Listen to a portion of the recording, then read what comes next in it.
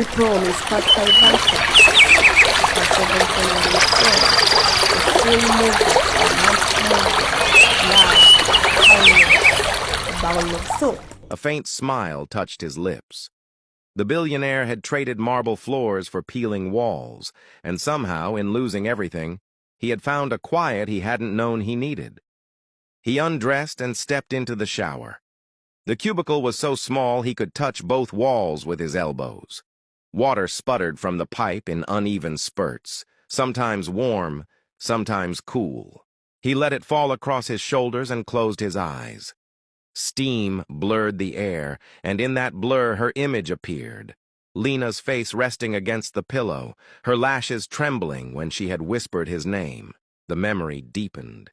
His hand around her waist as he helped her sit up, the tremor of her breath against his skin, the soft rise and fall of her chest against his, when she had leaned into him for that brief, wordless hug before he left. The echo of her warmth lingered now, as real as the water touching his skin.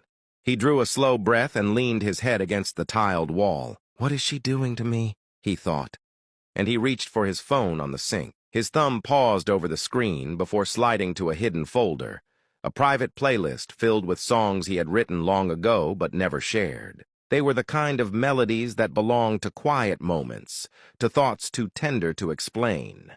He pressed play. Didn't know my heart could open this wide. You came like sunlight through my rain, touched the quiet corners of my pain. Every time you smile I lose control. You're the fire waking up my soul. I never dreamed that love could be so real. Now every breath you take is what I feel. You reach me deeper than I've ever known. You teach me how it feels to find my home. My heart kneels down, it can hardly breathe. Oh baby, you reach me. The Promise Part 6. Subscribe, like, comment, and share. With steam, carrying the faint scent of soap and the quiet rhythm of the song that had just faded. He wiped the mirror with his hand and stared at the blurred reflection staring back. His hair was damp, but his eyes were calmer now, softer, as if the water had washed away something heavier than dust. He sat on the edge of the narrow bed and unlocked his phone. 2 missed calls blinked on the screen. Tom. Just the name was enough to pull him back toward the world he had tried to leave behind. He sighed, leaned against the wall, and returned the call.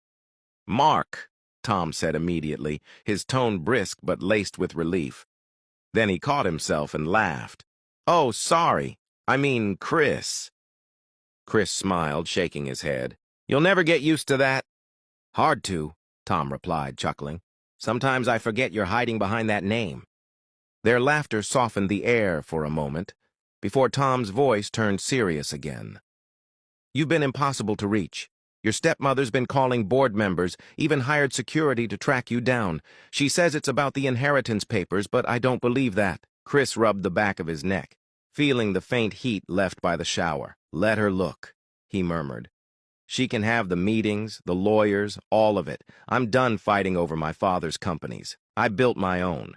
She can take whatever brings her peace."